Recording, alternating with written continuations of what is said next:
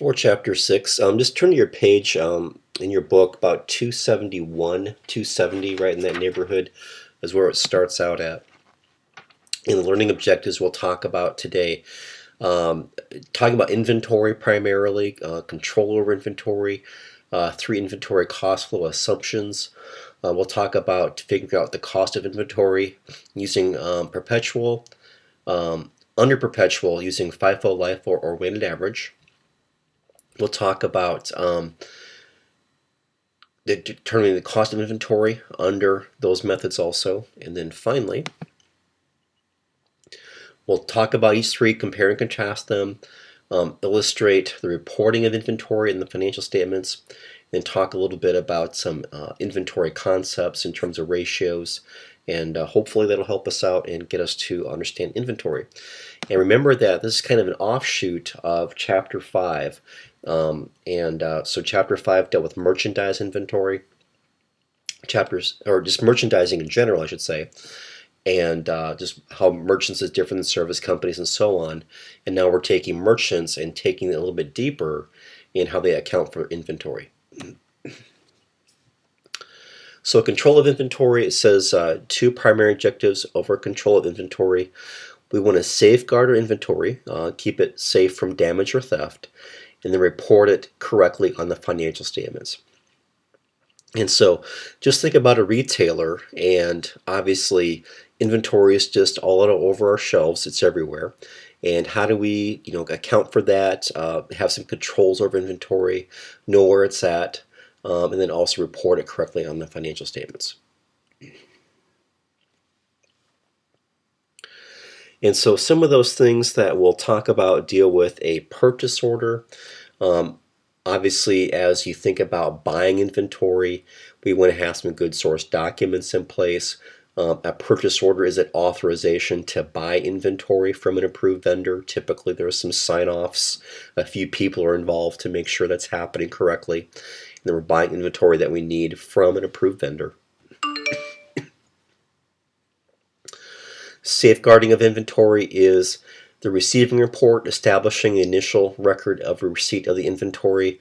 When I was in my high school days, that's part of a job that I had, is when a truck was unloaded, as you unloaded that truck, you kept track of the invoice, and you compared the invoice to what was on that truck, making sure that they were the same thing in terms of quantity and merchandise type. And of course, if they were not the same, then you make note of that in your inventory receiving report. Recording inventory using perpetual means that we also is a very good source of control.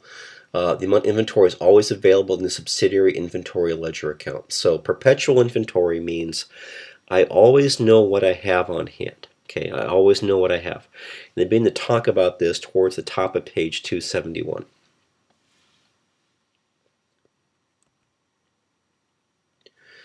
So some good controls surrounding inventory, again on the top of page 271. Security measures to prevent damage and customers or employee theft. Examples include storing inventory in areas that are restricted to only authorized employees, locking up high-priced inventory in cabinets, using two-way mirrors, camera security tags, guards. Quite often retailers use undercover employees, basically just masquerading as shoppers. Just think of going to Walmart, Target. Target, for example, let's pick on them. Go to the electronics department, for example. And a lot of the more expensive things are under lock and key, and you have to pay for them in that department before you can take possession. They're being protected because the odds of them getting stolen are higher than other merchandise. So that's pretty common. And think about most cash registers at big retailers. If you look in the ceiling right above the register, there's typically a two-way mirror there with a camera. So there's all kinds of things, security tags. We've all bought clothing with security tags on it that has to get removed at the register. So just kind of think of those common sense controls that merchants are using to maintain control of inventory, making sure it doesn't get stolen. With a perpetual inventory system, we always know what we have on hand. We're always keeping a running record, but because of theft and damage and mistakes, what we have on hand versus what our reporting says we have on hand will grow to be different over time. And so at least once per year, we still do a physical count of inventory to verify the accuracy of our inventory number and make sure that what we report on our financial statements is truly correct. Okay, so in the bottom of page 271, you'll see a chart looks just like this one. And inventory cost flow assumptions. So obviously the key word there was assumption, right? And so we're going to assume that cost flows through in this direction. Even if it really doesn't, we're still going to assume that it does. It says that basically FIFO, this first one here in more orangish, FIFO stands for first in, first out. And what we're going to do is assume that cost flow is in order in which the costs were incurred. And so basically we always assume the oldest goods, because they're the ones that we've had the longest, they're the first ones that we recorded, are sold first. So the oldest goods are sold. Okay, so basically we're dropping in purchased goods to the top of our little bucket here. At the bottom we're assuming the sold goods are coming out. Okay, so basically sold goods are the oldest goods on hand. That's what's being sold. For FIFO, or LIFO I should say, the middle one here, it says cost flow is in reverse to which the costs were incurred. Okay, so basically it says we're always going to assume that what we just sold is what we just bought. So the oldest goods are sitting down here, not getting sold necessarily. Okay, and the last one is weighted average. Cost flow is an average of the cost. So we just simply keep a tally of my cost that I have purchased, my quantity on hand. I do a little bit of division and get an average cost per unit for my sold goods. We'll talk about each one in more detail, obviously. Okay, so that's the basic assumption. Just make sure you've got a kind of a good feel for that in the bottom of page 271. And I guess just to elaborate on this picture a little bit more, just kind of give you an example for FIFO. Imagine you're at Hy-Vee, and most Hy-Vees at the dairy counter, there's a glass door. So let's just say we're buying a gallon of milk. And at most Hy-Vees, there's a shelf. It has a little bit of an incline to it. So if you buy a gallon of milk, you pull it out, you grab the one right in front of your face, open the door, grab that gallon right there. The next one just slides down. And the back of that shelving is just kind of a big cooling area where they're keeping gallons of milk and other products that have not yet been put on the shelves. That's the FIFO method. Okay, so basically what we're buying is the oldest good on hand. The newest goods are in the back of the shelf. Okay, and LIFO is just the opposite of that. We just have the opposite assumption, and weighted average is basically just what's the total inventory I have on hand, what was the total cost of that, divide that, and get an average per unit. Okay, so some cost flow assumptions here. The same information is in your book on the top of page 272. It says we've got 3 purchases here, May 10, 18, and 24. You can see my every time I bought 1 unit, my cost went up every time I bought it, but in total I have 3 units for $36, so my average is $12. It says assume that 1 unit is sold on May 30th for $20. Depending on which unit was sold, the gross profit varies from 11 to 6, as you can see. Okay, so because we bought 3 different units on 3 different dates, and our cost every time we made a purchase went up, but no matter what, we sold that item for $20. Notice that my gross profit and ending inventory is very different based on these 3 numbers, right? From 11 to 7 to 6. Under specific identification, each inventory cost flow method, the unit sold is identified with a specific purchase. Okay, it says that this method, it's not used a lot. It's only used where we have inventory on hand that's very separately identifiable. Jewelry stores, art galleries, automobile dealerships, where every single item on hand has some unique characteristic to it. then we can separately identify it from everything else that we have. A car, a great example, is just a vehicle identification number on a car. We can go to Vernite Honda. They could have two red Honda Civics on the lot, both brand new, both completely the same except for one thing, and that's the VIN number. So vehicle identification number. So no matter what, there's a unique way to keep each one separate. Okay, that's what specific identification means. So it's not used as much because it typically only applies to a very small handful of types of retailers. Okay, so let's talk a little bit more about FIFO. And towards the bottom of 272 is kind of where they're giving us that kind of a little bit of a rundown for each of the methods. And they're going back and relating that to the information on the top of page 272. So under FIFO, my assumption, right, is that the first units purchased are assumed to be sold first, and ending inventory is made up of the most recent purchases. So if you just think of Hy-Vee at the dairy counter, open up the glass door, grab a gallon of milk, you bought the oldest item, right? And we just assume that's the way goods flow. Now, the assumption in the physical flow of goods at a retailer don't have to be the same. It's just that's why we call this an assumption, because we're just saying we're going to assume that goods are going to flow through this direction. So LIFO basically just says the last units purchased are assumed to be sold first, and ending inventory is made up of the first units purchased or oldest inventory. Then weighted average, again, we're just simply keeping a tally of total units purchased, the total cost of those units, and doing a little bit of division and getting a rate per unit. So with those inventory costing methods, on page 273 you'll see the same information here. And of course we've got some assumptions here. And you can see under FIFO I've got some purchases. We've bought those three different items, May 10, May 18th, and May 24th for 9, 13, and 14. Under FIFO, you can see here that if we sell a unit, I always assume that the oldest unit was sold first. So I assume the $9 unit was sold, therefore my gross profit's 11.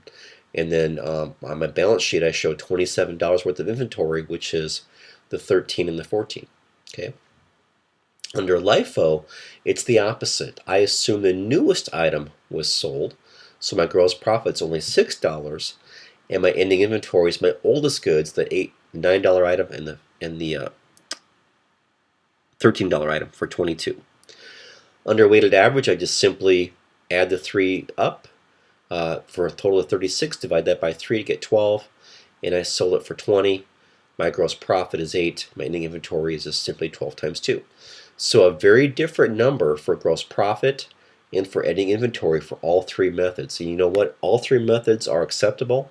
Each one is generally accepted, and we just have to pick one and stick with it, basically. Okay. So here's the LIFO, and then here was the weighted average. I kind of got ahead of myself with the screens. Okay, so next let's go ahead and talk a little bit more about each of the methods and a little bit more detail with example. And so on page 274, they're going to show us an example here. And remember that we're doing this under the perpetual method, which means we always know what we have on hand. And so we have data for a particular inventory item, item 127B. And you can see here we start out with the beginning, oops, I got ahead of myself. 1,000 units at a cost of 20. We sold 700 of them for 30. We bought 500 more at a cost of 22.40. We sold 360, then we sold 240, then we bought 600 more at 23.30. Okay, so you can see every time we made those purchases, our cost went up a little bit. And so on the bottom of page 274 is where they're showing us this information, just like you see on the screen here. And so they're showing us what our entries are versus what our records are. Okay, and so we're keeping an inventory sheet here, inventory control sheet to show at the beginning of the month I had 1,000 units at 20, and then on the 4th I bought 700 more, or I'm sorry, I sold 700, and so my cost of goods sold was 20 times 700 for 14,000, and I've got 300 left. Then I went ahead and bought 500 more at 22.40. So now I have 800 up total. Then I sold 300, and again I assume I sold the oldest items first. So when I sold 360, I assumed it was 300 of the oldest items plus 60 of the next group of items of 22.40. Then I sold 240 at 22.40, and then I have 200 left at 22.40. Then I went ahead and bought 600 more for 23.30, and my ending inventory is 600 at 23.30, 200 at 22.40. Okay, so I always assume my oldest cost is in cost of goods sold under FIFO. You can see the journal entries on the 4th when I made that sale. I sold 700 units at $30 each. That's my 21,000. And I sold, my cost is $20 each, so that's my 14,000 cost of goods sold. Every time I bought inventory, I debit inventory, credit account payable. Okay, so this kind of gives you a feel then for FIFO and just how that flowed through. And then they kind of walk us through for each of the screens here. They'll walk us through each of these orange boxes. I'm just going to circle the journal entry versus what's in the inventory flow sheet on the right hand side. So I kind of got ahead of myself a little bit, but you can kind of just see how each grouping relates to a particular journal entry.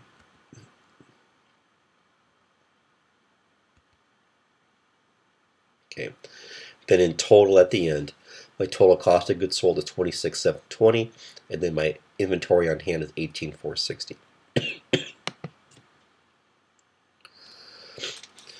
Okay, so we're going to use the exact same data, but now look at it from the perspective of LIFO. So go ahead and you'll see that on the top of page 276. And again, my assumptions now are flipped. FIFO and LIFO are opposites of each other. Okay, so the big difference is going to be the next slide right here. When I go ahead, not yet, I make that sale because I only have one cost layer. I've got the 1,000 units at $20. So this entry is the same for FIFO and LIFO. This entry is the same for FIFO and LIFO. Every time I make a purchase, that's the same entry for FIFO, LIFO. Now what's going to be different is this one. Okay, because now I'm selling 360 units, and I'm assuming that the units I've just purchased are the ones that are turning into sales and cost of goods sold. Okay, so I sold 360 units at $30 is my $10,800 for sales, but now my cost of goods sold number is different. Okay, and so it says here I'm taking 360 times 2240. And then the same thing on the 28th with my next sale is, again, I'm assuming my newest goods are sold first. Then I go ahead and make one final purchase, and then we get to our total cost of goods sold number. It's different than it was for FIFO, and it's different for ending inventory. Then finally we have weighted average, and this begins on page 277. When the weighted average cost system is used in perpetual, an average unit cost is computed every time we make a purchase. Okay, so we call this a moving average. Every time we make a purchase, if that's different than what we had on hand for the purchase cost, that's going to change my average. So you can see here my entries in perpetual inventory account. Again, notice it's a little bit cleaner. There's not quite as many cost layers we have to worry about. We just have that beginning of 1,000 at 20. We sell 700 of those, just like we did before. So that first entry is exactly the same. The second entry is the same, making their purchase. The third entry and the 22nd is a little bit different because now I kept track of my average. Okay, so I basically said I've got 300 on hand. Then I bought 500. That's my 800. And then I said my cost is 6,000 plus 11,200 is 17,200. If you take 17,200 divided by 800, you get 2,150. We just keep following that pattern, and we get a different ending cost of goods sold and a different ending inventory number than we did for FIFO and LIFO.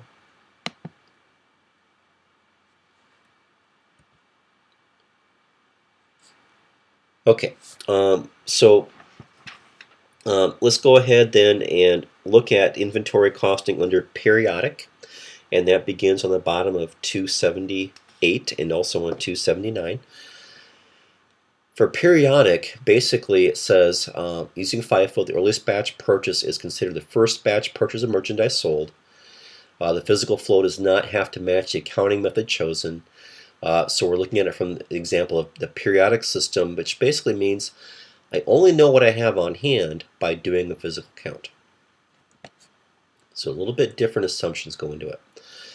And so it says here, this information is also in your book on top of 279. Beginning inventory and purchases of item 127B in January are as follows. And so we had 1,000 units for 20 at the beginning of the month. We bought 500 on the 10th. We bought 600 on the 30th. You can see that our cost is a little bit higher each time. And so I've got 2,100 units available, cost of $45,180. So this cost of merchandise available for sale is my beginning plus my purchases. That's called cost of merchandise available for sale. The physical count on January 31 shows that 800 units are on hand. So the conclusion is we must have sold 1,300 units, right? So we count at the end of the month, we count at 800, so we assume that difference has to be units sold at 1,300. So what's my ending inventory number? So my most recent cost, the January 30th purchase, was 600 units at $23.30. And then I've got my next most recent cost of 200 at $44.80. That gives me 800 units to account for at $18,460. And so now I can calculate my cost of goods sold by saying my beginning number of 20,000 plus my purchases is 45,180 minus what's left over of 18,460 gives me my cost of goods sold of 26,720. Okay, so basically I have to have 800 units left over.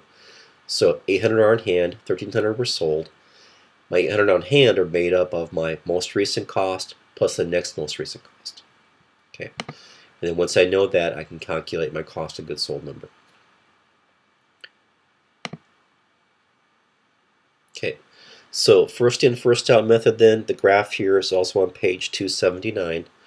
So I had my my beginning units on hand was my merchandise available for sale, and my cost of merchandise sold was 20. Okay, and then I had my next purchase on January 10th. I bought 500 units at $22.40. That was for $11,200. 300 of those go to my cost of goods sold at $67.20. 200 of those go to my ending inventory. Then my last most recently purchased was 600 that I just bought, $13,980. 600 of those go to ending inventory. And then, so basically, with FIFO, again, I assume what I have most recently purchased is still with me, that I still own it, still on hand. So I need 800 units to be on hand, 600 of these units, 200 of these units, and everything else was sold. That's the way to think about it. Okay, let's look at LIFO. This is on page 280 and also on 281. And the most recent purchase is considered to be the first batch of merchandise sold, so the opposite of FIFO. Okay, the actual flow of goods does not have to be LIFO. For example, a store selling fresh fish would want to sell the oldest fish first, which is FIFO, even though LIFO might be used for accounting purposes. And dairy could be the same thing too, right? Because obviously it has an expiration date. So we're going to do physical count again on January 31. We're going to count 800 units, which means 1,300 were sold. And it says, what's the cost of merchandise sold? And it's, of course, we have our beginning number plus our purchases. That 45,180 is the same for both methods, but what's different then is my ending inventory number.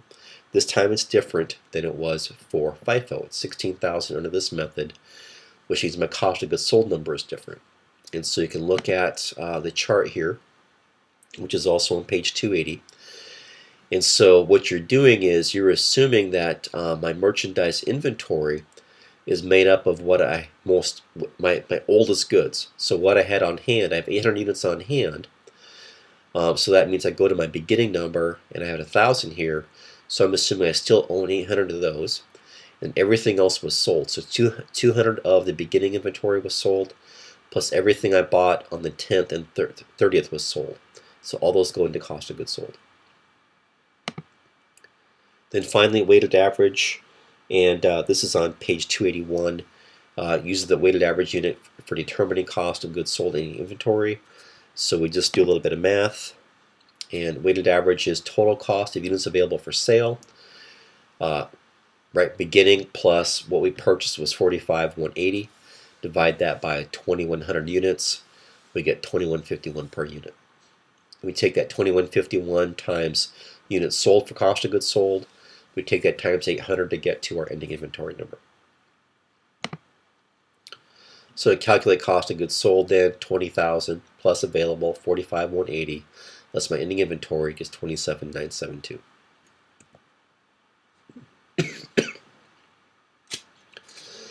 So let's go ahead and compare and contrast the methods, and we have different results for each method, obviously. So going back to perpetual, it says, let's just say its sales were 39,000, 1,300 units times 30, and the differences then are existing for cost of goods sold and ending inventory. That's what you see in the kind of the purplish numbers there. My sales were the same no matter what method I used, but my cost of merchandise sold was different, which meant gross profit was different, which meant that ending inventory was different. So you can see the differences here with the three methods. Okay, and so basically just kind of know that the methods we just got done looking at, every time we made a purchase, our cost went up. The price to acquire new goods were higher than any previous cost, okay? Which generally is what you expect to see. I mean, obviously there's exceptions, but generally that's what you're going to see. And so under those assumptions, when you have costs going up, cost of merchandise sold will be highest under LIFO, lowest under FIFO. Gross profit will be highest under FIFO, lowest under LIFO. Net income is the same, and any inventory is the same. And of course, in the flip over, if prices are decreasing, then everything's the exact opposite. Okay, so just kind of keep that in mind.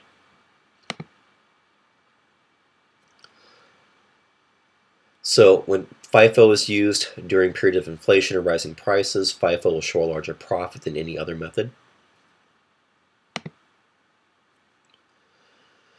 When LIFO is used during a period of inflation or rising prices, LIFO will show a lower profit than the other methods.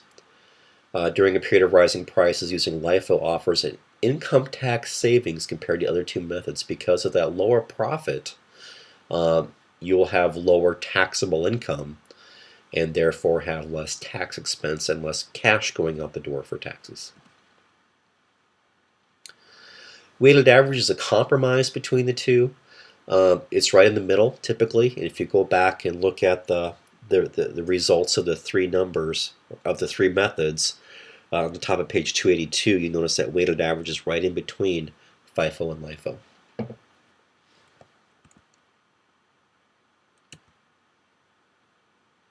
Okay, so let's talk about reporting inventory. It says cost is the primary basis for valuing and reporting inventory and financial statements. So most assets, we record them at cost, what we paid to acquire them, because we have proof of that, what that number is. We have an invoice, we have a canceled check to show, yes, here's what we paid to buy this inventory. So that's why we do it that way. However, that's not always the best number to use. It says sometimes the cost of replacing items in inventory is below recorded cost, and then inventory cannot be sold at normal prices due to imperfections, style changes, or other causes. So there are situations where we have to report inventory at a number lower than our cost. Okay, and so we use what we call lower of cost or market, or LCM. If you look at the book on page 283, you'll see the initials LCM there. So market is used in lower cost or market method is the cost to replace inventory on the inventory date. Okay, so market is what would it cost me to buy this inventory today versus when I originally bought it from my supplier. So valuation using lower of cost or market, Cost and replacement cost can be determined for the following: each item that we have in inventory, or major classes of inventory, or just simply inventory as a whole. Any of those methods will get us to an answer that's good enough for us to value inventory. And so, for example, what they've done here is we've got 4 categories of inventory: Echo, Foxtrot, Sierra, Tango. Quantity, what our cost was. So when we bought those goods, here's what we paid to acquire them. The unit market price is what we could pay to acquire them today. And so in total, you can see the difference between cost or market. And if we just look at each of these ranges here, we just go, what's the lower of the two? Well, for the Echo, market's lower. For Foxtrot, cost is lower. For Sierra, market's lower. And then for Tango, cost is lower. And so we get down to an LCM number of 15,070, which is obviously lower than my cost of 15,520. Okay.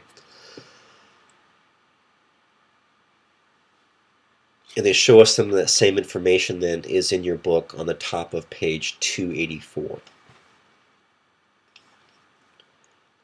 Also in 284, they talk about valuation at net realizable value. Merchandise that's out of date, spoiled, or damaged should be written down to its net realizable value. Basically, the selling price less any cost of disposal, such as a commission or maybe some special advertising to let people know we've got these goods that we've just written down and we're going to sell them at a discount. So net realizable value is the estimated selling price minus any of those direct costs of disposal. And so it says assume the following data about some damaged merchandise. We had a cost of 1,000, a selling price of 800, and a selling expense of 150. If that's commission, advertising, whatever it is. So the net realizable value is 650. Merchandise inventory in the balance sheet. Merchandise is in the current section of the balance sheet. It's always a current asset. The method to determine the cost of inventory should be shown. Basically, we have to disclose that somewhere if we use FIFO, LIFO, or average. And on page 285 is where they show this information. You'll see the same information on your screen on page 285. And so it says right there, merchandise inventory at lower of cost using the FIFO method.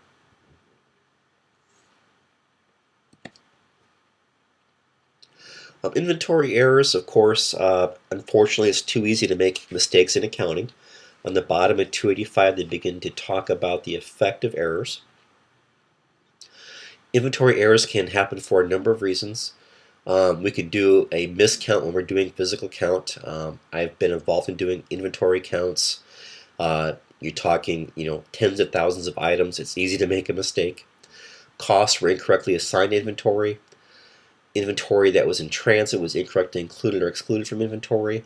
Inventory in a truck, do we actually own it or not, would be the question sometimes.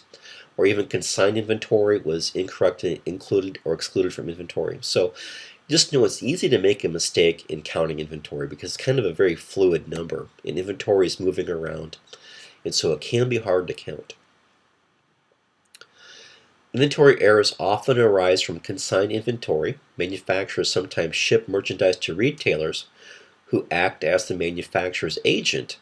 And so basically the manufacturer still maintains ownership, and they don't get anything from the retailer until the retailer sells it to a customer. The manufacturer, called the consignor, retains title until the goods are sold. Such merchandise is said to be shipped on consignment to the retailer. The retailer is the consignee, but they don't own the inventory, so it's kind of a unique deal. Okay, so inventory errors. Page 286 is where they mention this. You can see here that we have a number of errors that can be made. Beginning inventory can be under or overstated. If that's the case, you can kind of follow this along and go, if beginning inventory is understated, that means cost of merchandise sold is understated, gross profits overstated, and income is overstated. And you can kind of just walk through and see how that is impacted. So if we have a bad count, you can see what the effect is on the financial statements. And then this picture here on page 287, you can just kind of see how the effect on inventory errors over 2 years. Now the nice thing about inventory errors is that they self-correct after 2 years. So if you don't find the error in between these 2 years to make an accounting entry to fix it, it will self-correct if you don't find it. Okay, so it's kind of a nice thing. And so you can see here I've got the correct side for 2013, then I've got the incorrect side. So let's just say for 2013 I accidentally had a $10,000 miscount on ending inventory. So I counted too low by 10,000. And you can see if that happens, it looks like more goods were sold than really were, which means my cost of goods sold is too high by 10, which means my gross profit is too low by 10, and net income is too low by 10. Now, the nice thing though is that my ending number of 50 becomes my incorrect beginning number of 50. Okay, and so because I have an incorrect beginning number, it will assume everything else is correct. It's going to self-correct and be basically flipped by 10,000 the next year. Okay, so I basically have a 10,000 understatement in 1 year, of a $10,000 overstatement the next year. You see the difference between 225 and 235 is 10. Over here, the difference between 300 and 290 is 10. So net effect is 0 after the second year. So 1 year, net income was low by 10. The next year was high by 10. So the 2 years together are correct, but each year was individually incorrect. So that's kind of a nice thing that they do self-correct. And then on the balance sheet, the same information here. It's on the bottom at 287. You can see here on the balance sheet, if ending inventory is understated, merchandise inventory is understated, current assets are understated, total assets are understated, and then retained earnings is understated, and the vice versa for the overstatement. So next we'll take a look at some ratios as we analyze inventory, and this is mostly on pages 288 and 289. They use one of my favorite stores, Costco, as an example on the top of page 289. So inventory turnover measures the relationship between cost of inventory and the amount of inventory that we have on hand. Okay, so inventory turnover is measuring how we turn over our inventory as we buy it and sell it. So cost of merchandise sold divided by my average inventory. And when they say an average, typically it's 2 years. So it's basically beginning number plus ending number divided by 2. Okay, so we can kind of see how that works out with these numbers right here. The same information, it's on page 289. And this is actually inventory turnover for Best Buy for 2 years. We've got cost of merchandise sold for 2 years. We've got beginning and ending inventory for 2 years. So we do my average number, and you can see my average for year 1 over here is 5,119.5 is 4753 plus 5486 divided by 2. That's my 5119. In year 2, it's 5486 plus 5987 divided by 2, which is 5691. That gets me 7.3 to 6.6. Okay, and they rounded here by a decimal point. And so basically, that's how often, if you kind of envision it this way, just imagine we go to our local Best Buy store, and it's full of stuff, right? So basically, in year 1 and then in year 2, in year 1, just imagine that store emptied and refilling 7.3 times. So basically everything was sold, it was replaced, sold, replaced 7.3 times in year 1. In year 2 that happened 6.6 times. Okay.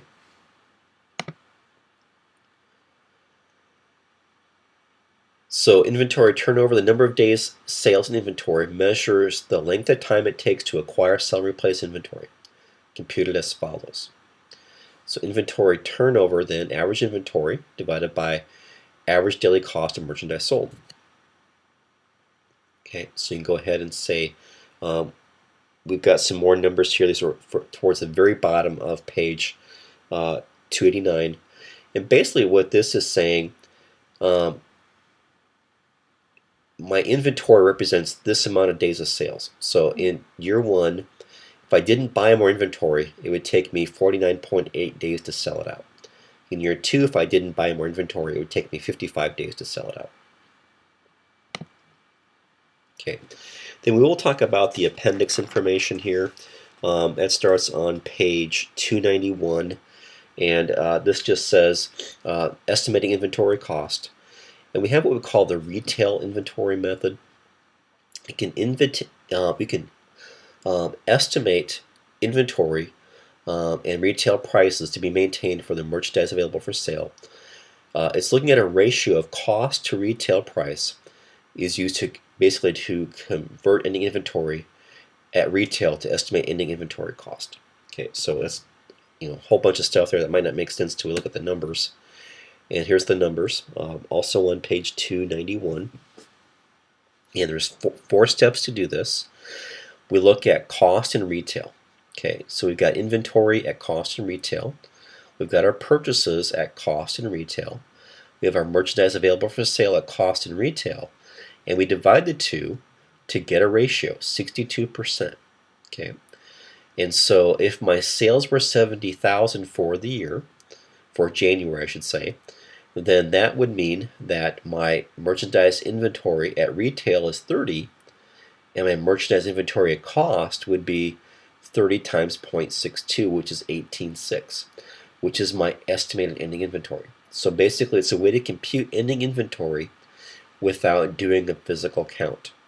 Or possibly maybe a store or a warehouse was damaged in a flood or a fire. We have no way of doing a physical count, but our records are intact because they were saved electronically. We could use this method to determine what we think the ending inventory that was lost was. Okay. So, and the gross profit method is then a little. So there's basically the retail method, and there's the gross profit method on page 292, and they're just a little bit different. You can see this one then. It just said my inventory was 57. Add to that my purchases of 180. My goods available for sale were 237. My sales were 250. And if I know that I have a 30% gross profit markup, and they're just giving us this number, we have to estimate what that gross profit number is. It could be based on history. That means my cost of goods sold would be 75, or my gross profit would be 75, and my cost of goods sold would be 175. My estimated ending inventory would be 62,000. So they use different numbers for the two methods, but just know that there's two different ways to compute ending inventory without doing a physical count, or quite often we use these methods when we can't do a count because of inventory being damaged or destroyed.